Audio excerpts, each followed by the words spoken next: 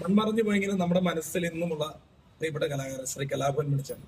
അദ്ദേഹത്തിന്റെ ഒരു ഗാനം തെക്കേ പ്രതേപ്പാവും എന്തോ പേവരിക്ക ചക്കണ്ട്, ആ ചക്കയുടെ കാര്യം അതോർക്കുമ്പോ തേങ്ങിടുന്നപ്പേ, ചക്ക മുറിച്ചിടനുണ്ട്, കൈത്തുണ്ടൻ കാറ്റിടനുണ്ട്, എന്നോടങ്കിടന്തപ്പേ ചെല്ലാഞ്ഞേ,